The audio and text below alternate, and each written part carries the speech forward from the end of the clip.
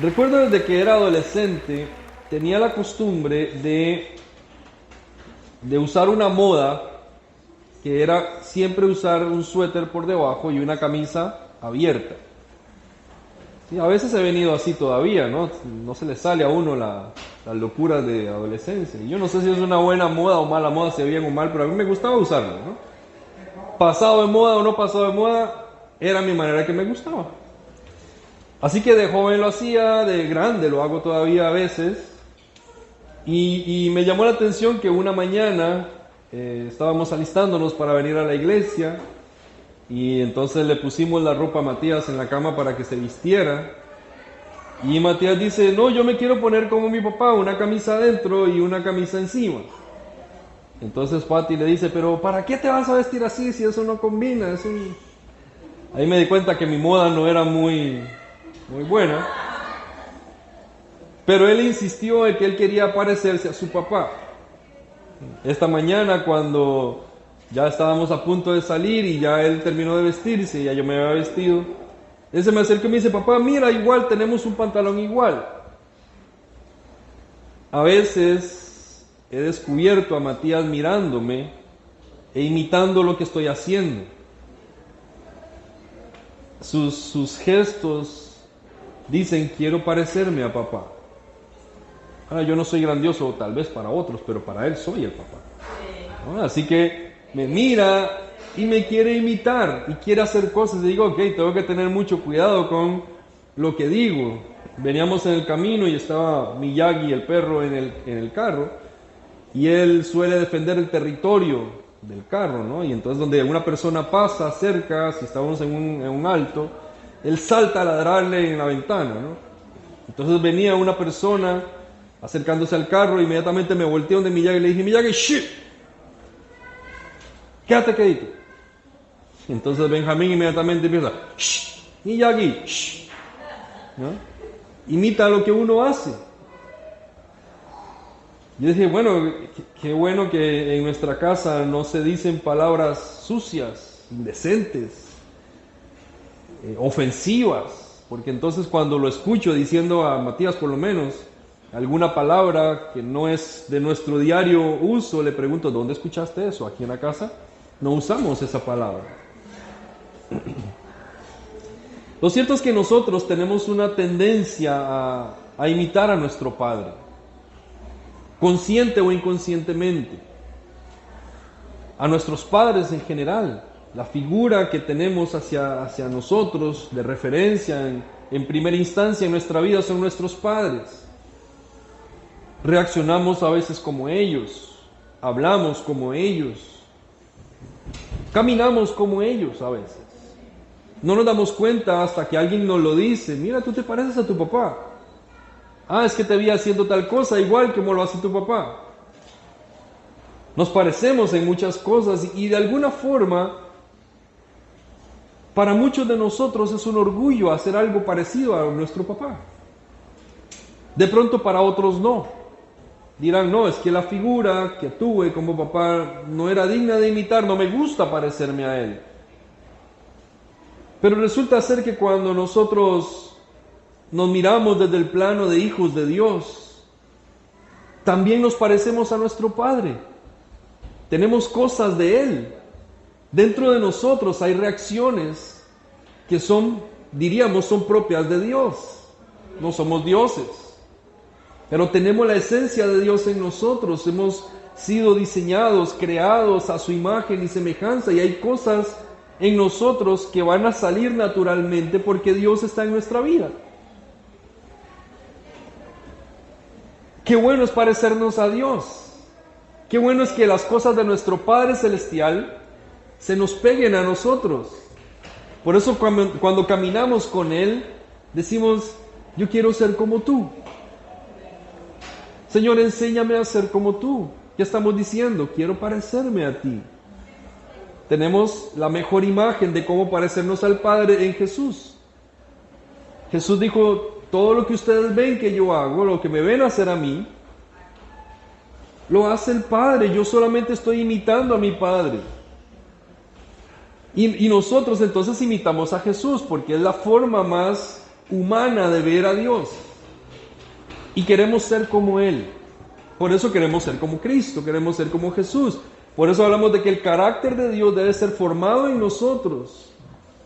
Por eso es que somos o debemos caminar y desarrollar una vida cristiana, para lo cual la iglesia ejerce una función muy importante para ser formados como Cristo, a la estatura del varón perfecto. Pablo dice que en la iglesia hay una serie de ministerios y de dones que Dios los ha puesto específicamente para que nosotros seamos formados a la imagen de Cristo.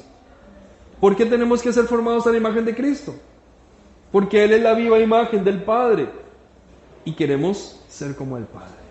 Y ya tenemos en nosotros la esencia del Padre.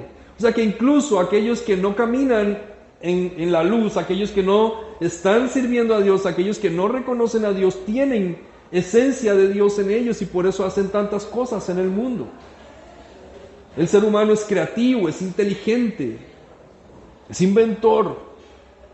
Y muchas de esas cosas son herencia de nuestro Padre Celestial. Las usamos para mal, de hecho, muchas veces cuando estamos lejos de Dios.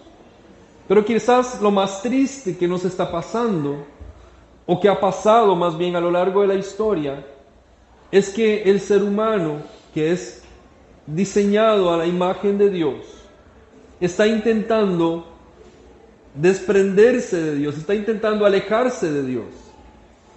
Y en vez de quererse parecer a su Padre, quieren buscar un perfil propio que los haga sobresalir, como hacemos nosotros en nuestra adolescencia o más allá a veces, que nos rebelamos contra nuestros padres y ya no queremos parecernos a ellos ni ser como ellos y vamos en contra de todo lo que hacen. Pero ahora el pecado reinando en nosotros como seres humanos hace que vayamos en contra o queramos ir en contra de la esencia de Dios en nosotros. Entonces usted ve que en este mundo nosotros diseñamos una forma de vida que va en contra de lo que Dios ha establecido para nosotros. Le voy a dar 4 ideas de cómo el mundo intenta boicotear esa imagen de Dios. Pero lo curioso de esto es que mientras el ser humano se aleja de Dios y trata de boicotear lo que Dios ha hecho, lo está haciendo contra sí mismo, es en su propio perjuicio. En vez de ser esto algo bueno, está haciéndose daño a sí mismo. Lo que nosotros hacemos para alejarnos de Dios nos hace daño a nosotros. A Dios no le hace daño, nos hace daño a nosotros. ¿Qué hemos hecho? Hemos inventado ideas, filosofías, estilos de pensamiento. Uno de ellos es el famoso transhumanismo. Tal vez usted ha escuchado algo sobre eso. Es una corriente filosófica que tiene como objetivo potenciar y mejorar las facultades humanas, tanto físicas como cognitivas. En otras palabras, estamos descontentos con la forma en la que Dios nos hizo. No nos gusta cómo Dios nos hizo. No nos gusta cómo Dios nos hizo físicamente. No nos gusta cómo Dios nos hizo nuestro cerebro. Queremos mejorarlo porque pensamos que estamos mal. Creemos que nuestro cerebro puede ser potenciado a otros niveles. Y entonces comenzamos a atentar contra la imagen de Dios y a debilitar la importancia que tiene el cuerpo y la mente y el diseño de Dios en nuestra vida. Porque queremos ser superhombres, supermujeres. Y entonces estamos intentando conectar nuestra mente a un computador para que entonces, cuando nuestro cuerpo se desgaste, nuestra mente siga funcionando. Usted se da cuenta que ya lo hacemos. Ya tenemos capacidad de controlar ciertas cosas con nuestra mente. Con solo pensarlo, se pueden ejecutar ciertas funciones. Se ve mucho en las prótesis que se hacen para las personas que han perdido una mano, una pierna, que incluso han logrado conectar sensores para que la persona que no tiene una mano, al tener una prótesis, con solo su pensamiento logre mover los dedos. Y estamos diciendo, si logramos llevar el pensamiento a una máquina, Podríamos llevar la mente completa a una máquina. Y el día que el cuerpo ya no pueda sustentar la vida, nuestra mente sigue funcionando en una máquina. Y existen laboratorios científicos hoy día que están intentando lograrlo. Si usted se mete a internet y busca, se dará cuenta que el transhumanismo es una realidad con sustento científico y con una buena apariencia de ayudar al ser humano y mejorar sus facultades. Otro elemento que está dentro de este intento del ser humano de alejarse de Dios es la sexualización social. Esta es una visión instrumental de la persona percibida como un objeto, dejando de lado su dignidad, sus características que la determinan. Entonces el cuerpo no responde a nada, responde a una mera y libre satisfacción. Por eso entonces ahora lo que se dice es, tú eres lo que sientes o lo que piensas, no lo que tu cuerpo te dice. Tu cuerpo ya no sirve para nada, ni siquiera es para darte un indicio de si eres un hombre o una mujer, porque el órgano que tengas no determina quién eres, porque el cuerpo no significa nada. Lo que significa es todo lo que tú sientes. Antes, cuando tú nacías hombre o mujer físicamente hablando, y a una persona tenía dudas, le decían, bueno, mírate, ¿qué eres? ¿Un hombre o una mujer? Y cuando se veía, soy mujer, soy hombre. Listo, entonces cambia lo que tienes aquí adentro, porque lo que está aquí está mal. Lo que está aquí está bien, y entonces considerábamos que esto que estaba aquí correspondía a un trastorno psicológico. Los primeros manuales de psicología consideraban la homosexualidad y algunas otras desviaciones como trastornos de la sexualidad. Hoy día no están contemplados.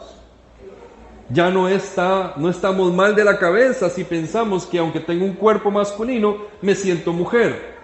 Y entonces lo que decimos es, soy un hombre atrapado en el cuerpo de una mujer, o soy una mujer atrapada en el cuerpo de un hombre. O sea, tu cuerpo no significa nada.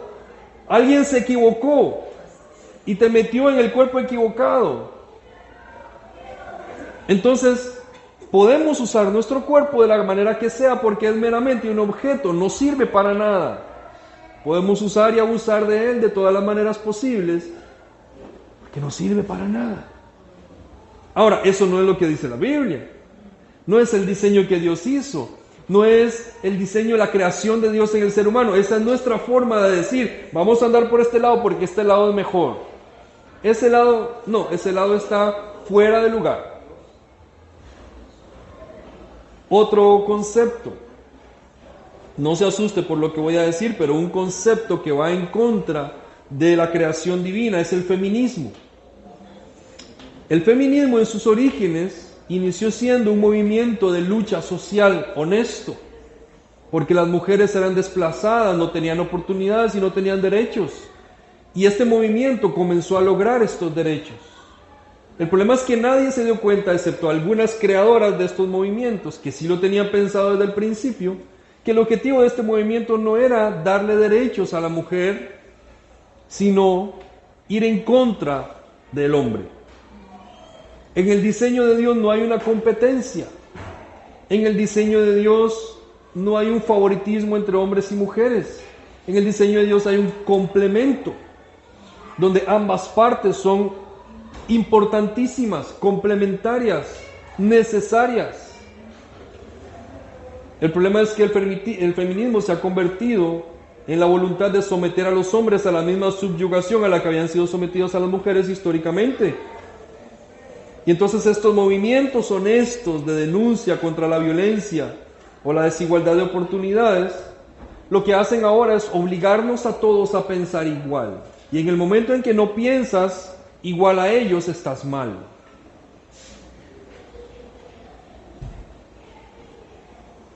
Tanto así que la misma mujer ahora ha entorpecido el feminismo, la esencia de ser mujer.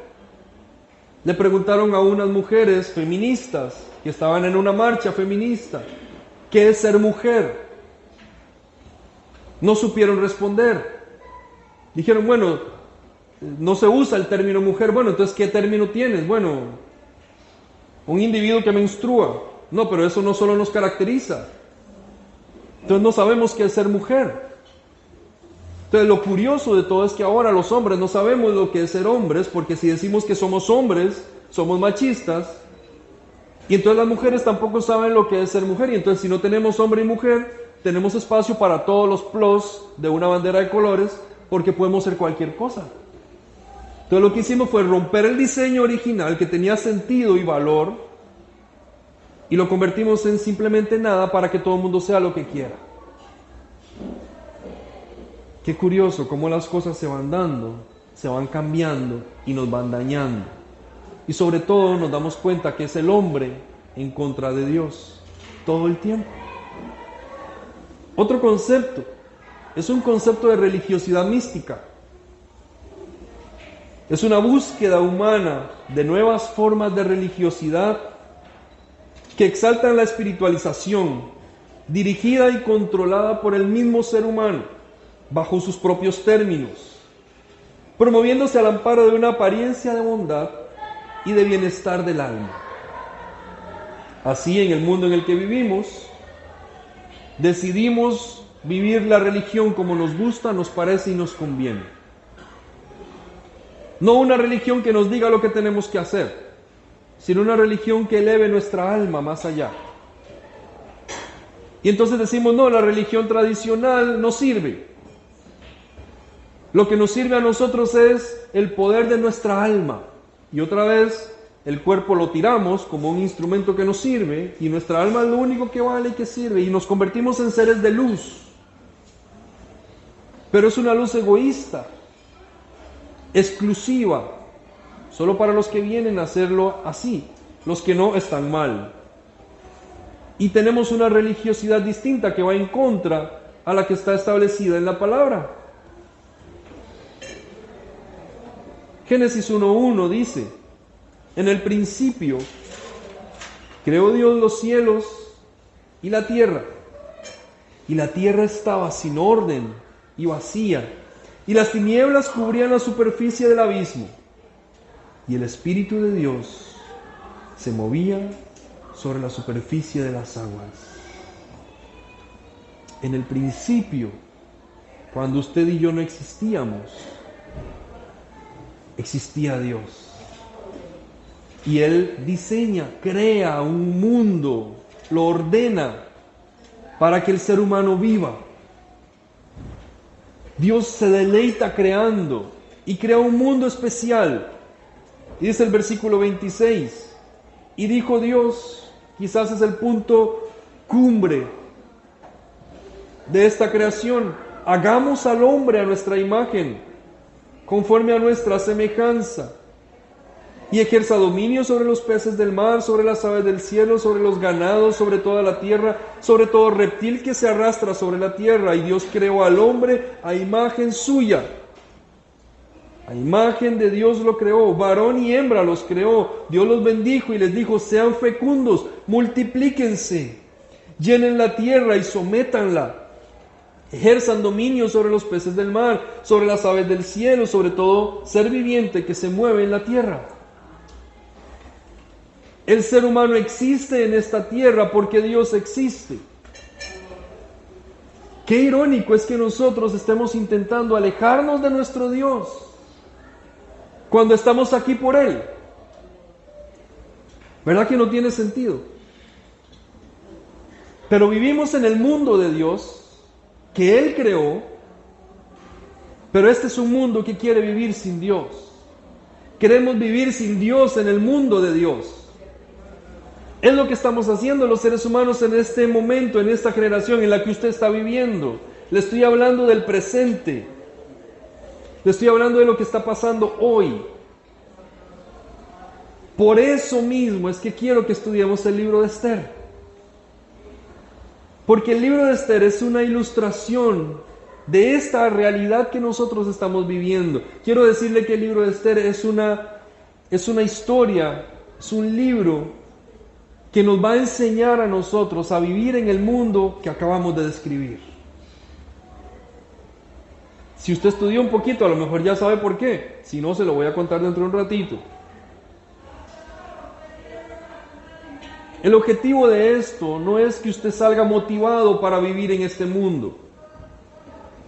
El objetivo de esto, y es lo que ha caracterizado nuestras series en Casa de Gracia, es que usted se lleve recursos y herramientas que pueda usarlos en la vida diaria.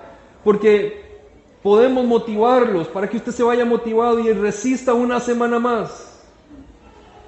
Pero viene el domingo desgastado, como decía aquella canción, cansado del camino, sediento de ti. Yo me imaginaba a la persona, ¿sabe? Como llegando así, tirada en el suelo, en el desierto, tratando de llegar al domingo como cuando a uno le van a pagar el fin de mes, ¿no? Y ya el día anterior no tiene plata, pero ni para el pasaje, y va llegando como arrastrado y esperando que le depositen. Igualito. Así llegamos los domingos cuando nuestros mensajes son motivadores solamente. No es que está mal la motivación en la iglesia, pero es que es insuficiente. La idea de esta serie es que usted se lleve recursos que diga, yo puedo ganar en este mundo, el mundo de Dios donde el hombre no considera a Dios. Este es el mundo que no sigue la ley de Dios. De hecho, esa es una característica de este libro y de nosotros en esta tierra, en esta actualidad en la que vivimos siglo XXI. La ley del mundo no es la ley de Dios. Como Dios creó al mundo y creó al ser humano y sabe cómo estamos hechos, le da al ser humano una serie de lineamientos para que viva bien, para que sea feliz, para que disfrute, para que crezca, para que se desarrolle. Mire, ahí está la bendición de multiplicación y de administración o de liderazgo sobre la tierra. Dios nos da a nosotros no solamente una tierra para que vivamos y disfrutemos rascándonos la panza todo el día, sino para que la administremos, o sea, para que produzcamos. Por eso le digo, tienes control sobre todo, de los animales, las plantas, todo lo que existe está en tu mano, es mío, pero te lo pongo en tu mano para que lo administres. El administrador no es dueño, es administrador. Y nosotros dijimos, dale, recibimos la tierra completa, hermosa y espectacular, y miren la que lo hemos convertido en una cosa terrible, invivible. Vivir en este mundo es difícil, es cansado, es agobiante, es estresante. ¿Cómo son los niveles de estrés y de ansiedad en el mundo en la actualidad? Seguimos especulando si la pandemia fue real o no fue real, y qué tan real fue. ¿Y qué tanto daño nos hicieron las vacunas en vez de mejorarnos? Y alguien tuvo que haber pensado en eso. No fue casualidad. Y decimos, ¿en quién confiamos en este mundo? ¿En las autoridades de salud? ¿En las autoridades de gobierno? Reciben las juntas comunales sin plata, sin computadora, y donde hay computadora no hay registros de cómo se gastó la plata. Y uno dice, ¿podemos confiar en aquellos a quienes les estamos confiando la administración pública? No vivimos en un mundo donde podemos confiar, pero la ley de Dios, el diseño de Dios no estaba pensado en que viviéramos como vivimos. Pero hemos hecho el mundo así. Vivimos en un mundo donde la ley no es la ley de Dios. Hemos decidido crear nuestra propia forma de convivencia.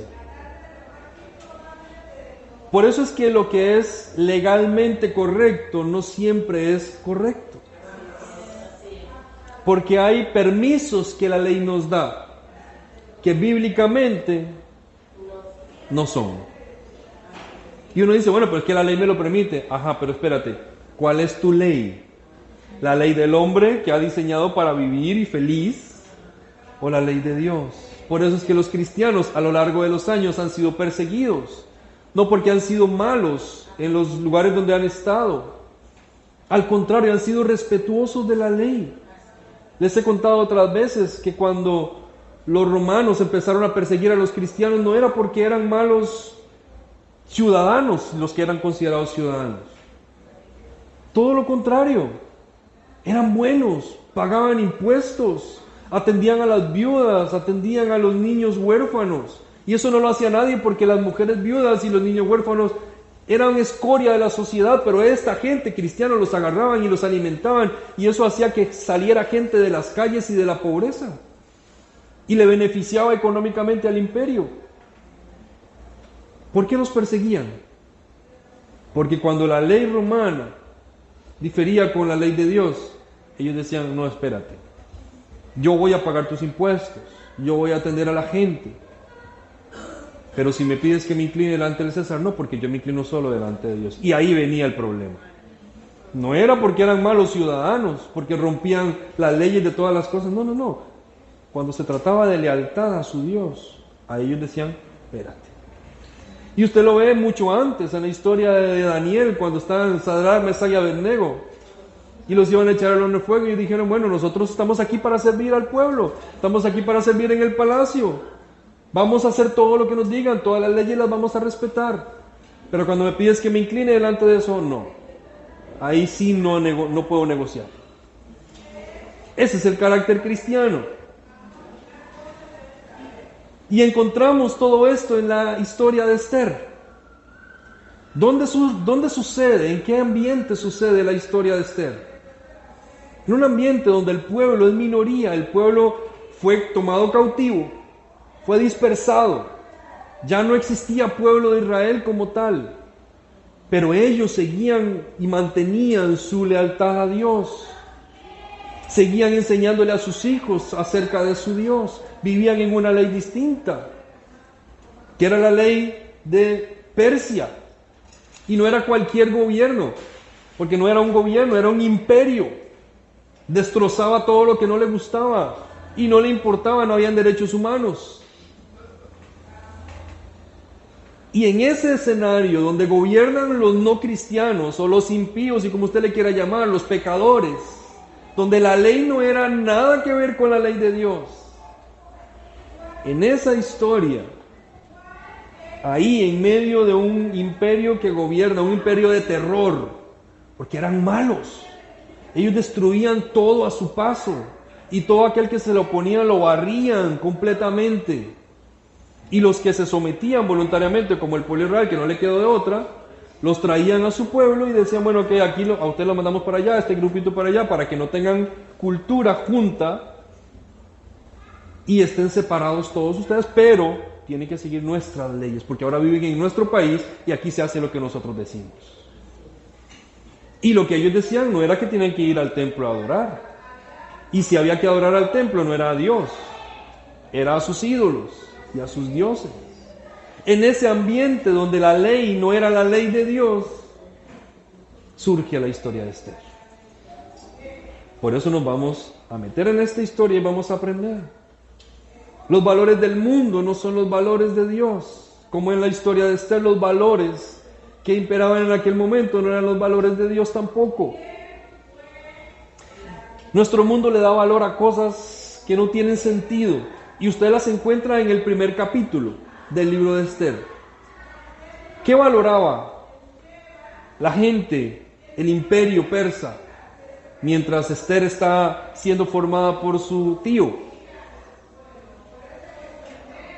Yo encontré cosas rápidas por encima, usted tal vez encontró muchas más. La presunción, la división de clases sociales, el orgullo, las fiestas desmedidas, el despilfarro, las borracheras, el exhibicionismo, la imposición, el abuso de autoridad. Todos esos detalles están en el primer capítulo. Cuando empezamos a estudiar cómo se desenvuelve el imperio persa, encontramos todo eso. Todos los antivalores son valores, porque se muestran como grandeza, como poder. Sobresales porque tienes eso. ¿No le parece semejante a lo que nos pasa hoy? ¿Quiénes son famosos hoy en el mundo? Aquellos que se esfuerzan por ser honestos, aquellos que son buenos padres, aquellos que son trabajadores. No, los famosos que tienen plata y que tienen una buena historia suficiente para que las masas los sigan y vean todas las locuras que hacen. Esos son. Hoy los que son de la farándula son los que todos quieren imitar. Y entonces decimos, bueno, como Cristiano Ronaldo tiene lujos de este tipo, yo también los quiero, porque eso está bien, porque despilfarra en esto, yo también quiero hacerlo también, yo sueño con tener eso un día. ¿A quién hemos convertido en nuestros nuevos ídolos? A los narcos. Porque vemos su grandeza y las novelas de los narcos ahora y las series que hay exaltan las riquezas y las facilidades económicas que tenían. Y ustedes le preguntan a los adolescentes qué quiere ser cuando sea grande y dice, bueno, yo quiero ser narco porque quiero tener todo eso. No es mentira, es verdad. Yo he hecho la práctica en las escuelas. Entonces idolatramos, admiramos todo lo que tiene que ver con antivalores, que no son los valores de Dios. Eso es lo que está pasando aquí también en el libro de Esther. Los valores de la palabra de Dios son muy diferentes.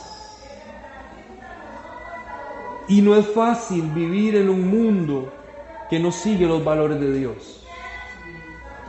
No es fácil. Esther nos enseña que los cristianos no tenemos la ventaja, pero al final ganamos.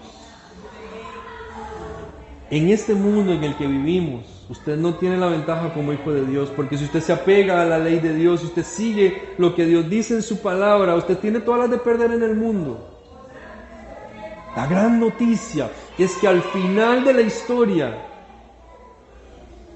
sí ganamos. Es que al final de la historia prevalecemos. Esther capítulo 4, versículo 14.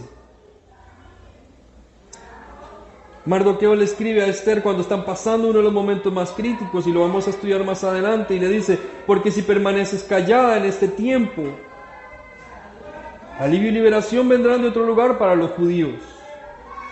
Pero tú y la casa de tu padre perecerán. Y aquí la pregunta que nos hacemos, y la pregunta que les hago a ustedes en esta hora, ¿y quién sabe si para una ocasión como esta, tú habrás llegado a este lugar? ¿Quién sabe si el plan de Dios era que tú llegaras a este momento de la historia, en este momento de la historia, en esta situación de valores, antivalores, de leyes humanas, de locura, de cambio de realidades? Y Dios quería que estuvieras aquí porque tiene un plan contigo. Si tú no lo haces, alguien más lo hará, que es lo que está diciendo el texto, pero ¿qué tal si fuiste creado para eso? Vivimos en un mundo malo, pero ¿qué tal si Dios te pensó y te creó y te puso justo en este momento de la historia para que tú pudieras responder a esto?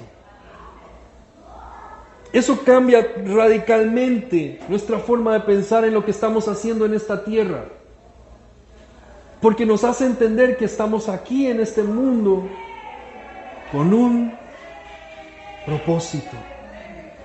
Que tú no existes para hacer dinero, que no existes para hacer negocios, que no existes para trabajar, que no existes para tener hijos, no existes para robarte el aire, no existes para pagar impuestos, no existes para comer, ni para hacer ejercicio, ni para triunfar, ni para tener éxito, ni para tener títulos, ni ganar trofeos. Existes con un propósito en esta tierra. Algo, una razón tiene Dios para haberte creado en este momento de la historia y quiere usarte en este momento de la historia.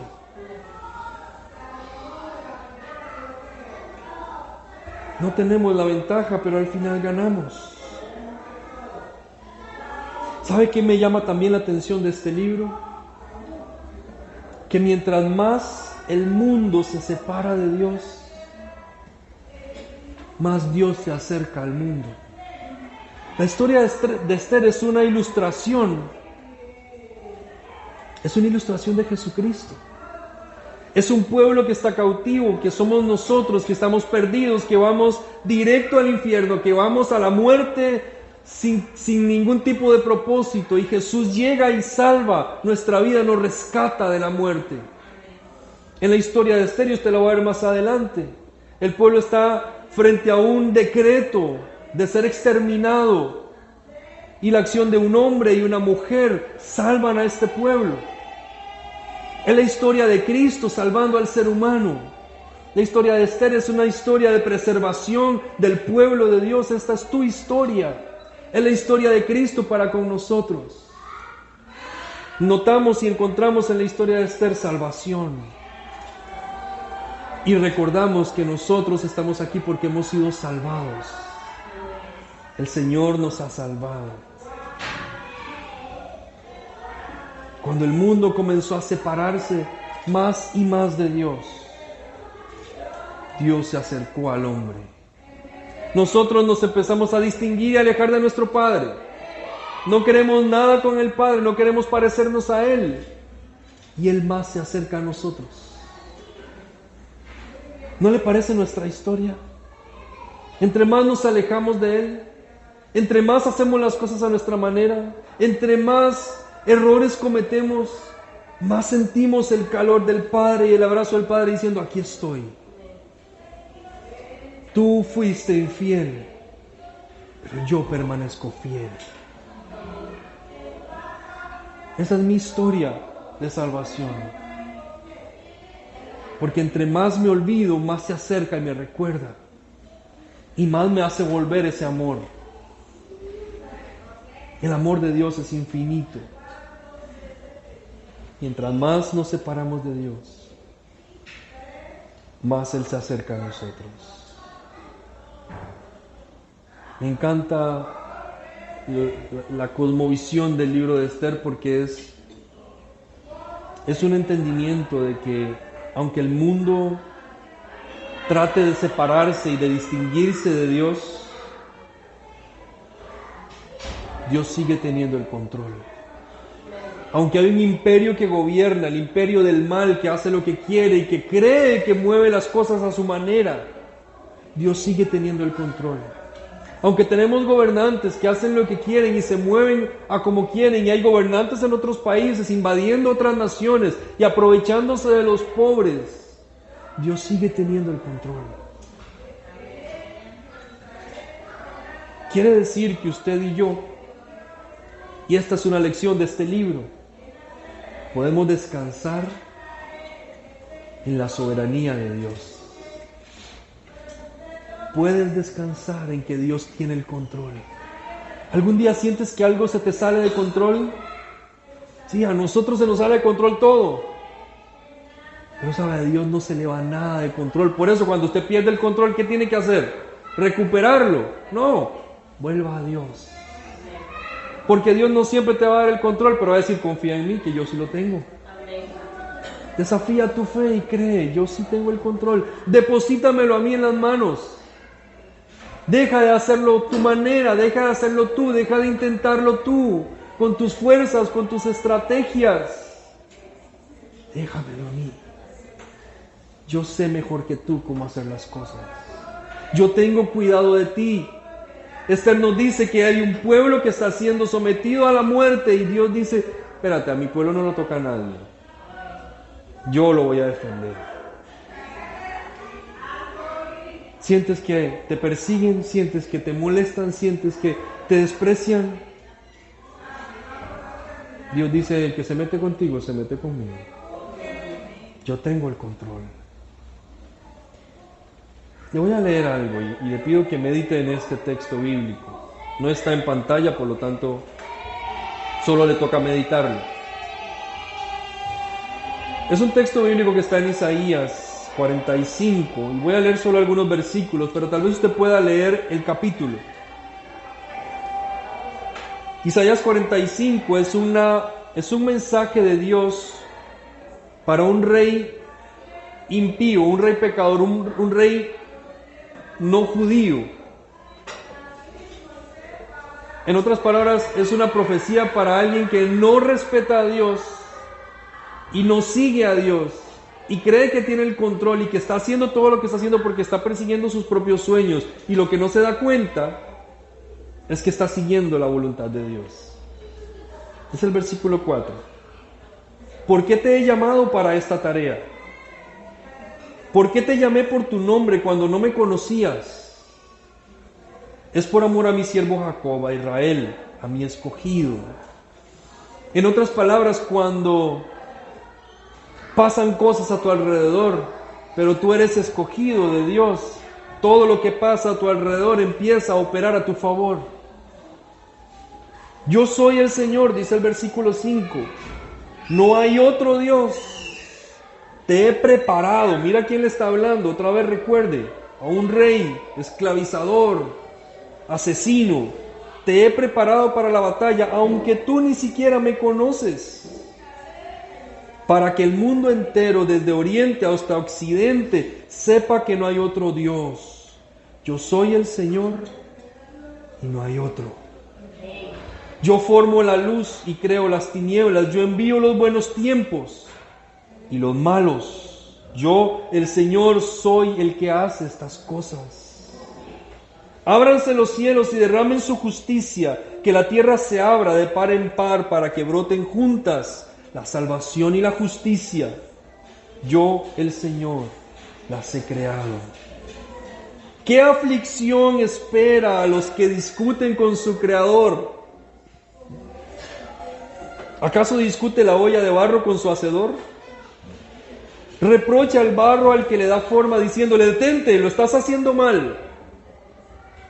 Exclama la olla: qué torpe eres. Qué terrible sería si un recién nacido le dijera a su madre: ¿por qué nací?